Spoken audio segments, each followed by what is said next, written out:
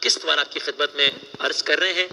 تخلیق کائنات، تخلیق انسان، تخلیق حضرت آدم، اللہ کے پہلے نبی آدم علیہ السلام، پھر ان کے بیٹے حضرت شیس علیہ السلام نبی بنے، پھر نبی بنے حضرت ادریس علیہ السلام جن کا واقعہ آپ کی خدمت میں کل عرض کیا، اور پھر وہ ظاہر ہے بزرگ نوجوان سب جانتے ہیں، صرف بچوں کی یاد دہانی کے لیے، اور چوتھے پھر نبی حضرت نوح علیہ السلام۔ آج داستان حضرت نوح علیہ السلام کا آغاز کرتے ہیں۔ عموماً شاید سنا ہو ابھی وہ سب نے، لیکن آپ جب ڈیٹیلز سنیں گے تو آپ ہوں گے حیران واقعی، اور جب پرانی حوالوں کے ساتھ سنیں گے کہ کیا کن کن الفاظ میں قرآن مجید نے کیا کیا بتایا، تو آپ ہوں گے حیران۔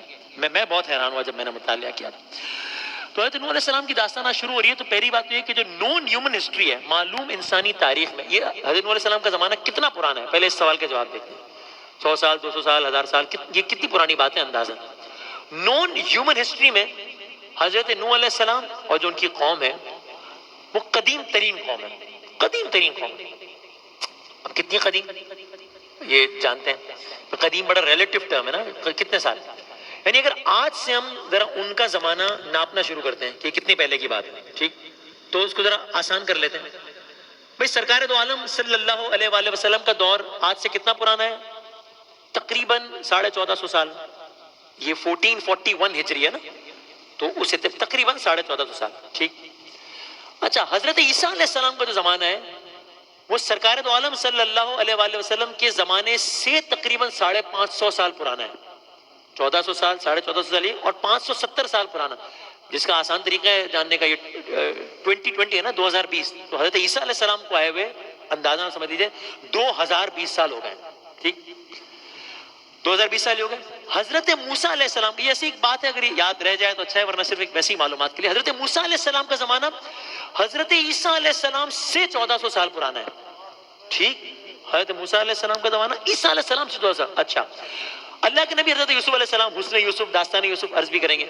حضرت یوسف علیہ السلام، ان کے والد تھے حضرت یعقوب، حضرت یعقوب علیہ السلام کے والد تھے حضرت اسحاق، ٹھیک، اور پھر ان کے والد حضرت ابراہیم علیہ السلام، یعنی یوسف علیہ السلام کے والد یعقوب علیہ السلام، ان کے دادا اسحاق علیہ السلام، ان کے پردادا ابراہیم علیہ السلام۔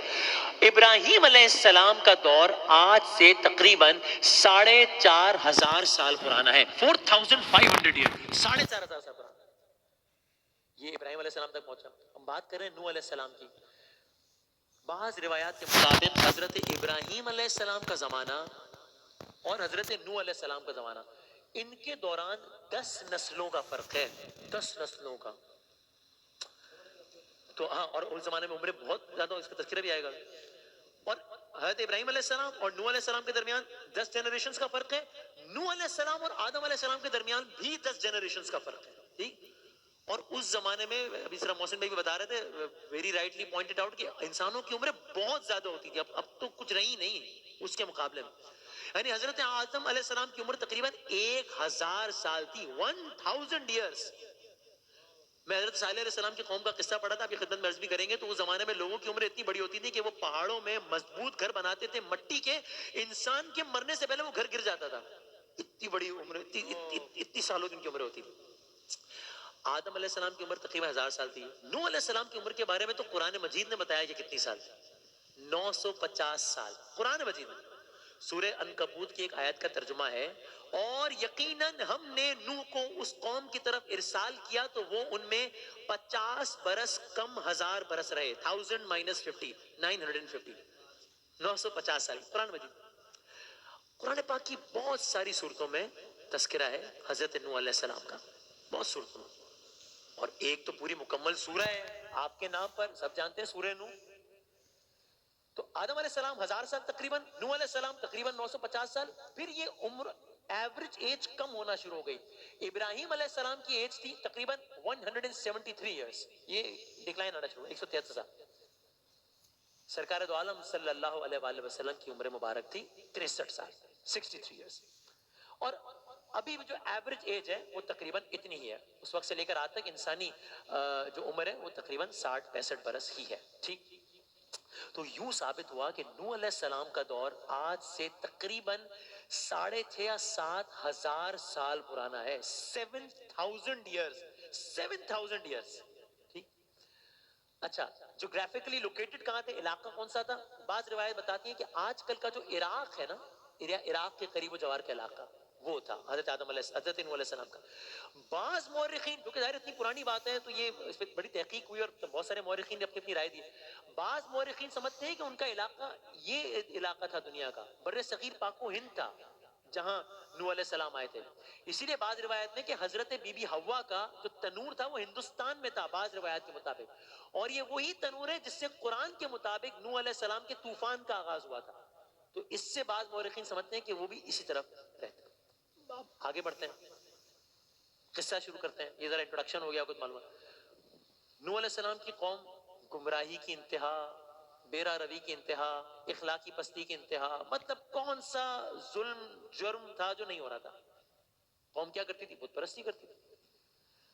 5 بڑے بتوں کی پرستش ہوتی تھی. ان 5, ابھی دامن رقم گنجائش نہیں ہے اور وہ رہ جائے گا. ان 5 بتوں کے باقاعدہ نام میں قرآن کی آیت نام لکھے میں, ٹھیک. تو اب یہ قوم ہے, قوم نو کفر ہے, قوم نو شرک کر رہی ہے, بدترین اخلاقی برائیوں میں ہے. اور وہ یعنی آپ یہ سمجھ لیجئے کہ حال یہ تھا کہ وہ دنیا جو اس وقت ایک لمیٹڈ دنیا تھی, اس میں شاید ہی کچھ انسان ہو جو ایمان لانے والے ہوں. اتنا برا حال تھا. اب اس شرک کے دور میں, اس کفر کے دور میں, اس ظلم کے دور میں, اس زیادتی کے گھٹا ٹوپ اندھیرے میں اللہ تعالیٰ نے اپنے نبی نوح علیہ السلام کو ان ایک قوم کی طرف بھیجا. اب بظاہر یہ بڑی سمپل بات لگ رہی ہے کہ جی کفر کا دور تھا, نبی کو بھیج دیا بظاہر. آپ ذرا ماحول سوچیں, جہالت کا بول بالا ہے, بت پرستی عام ہے.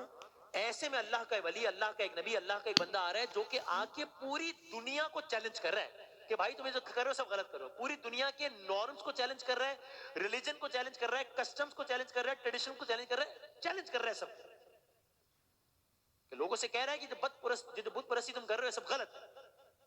نوح علیہ السلام آئے, لوگوں کو ایک اللہ کی طرف بلایا. قوم کے لوگ حیران ہوئے, کہنے لگے اچھا یعنی ہم اپنے تمام خداؤں کو چھوڑ کر ایک رب پہ ایمان لے آئے.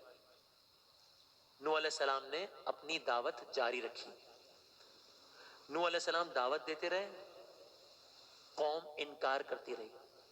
اور قوم نے کس انداز سے انکار کیا یہ قرآن کے الفاظ میں سنیے. ترجمہ سورہ اعراف میں کہا, نوح علیہ السلام نے اپنی قوم سے کہا اللہ کی عبادت کرو, اس کے سوا تمہارا کوئی معبود نہیں ہے.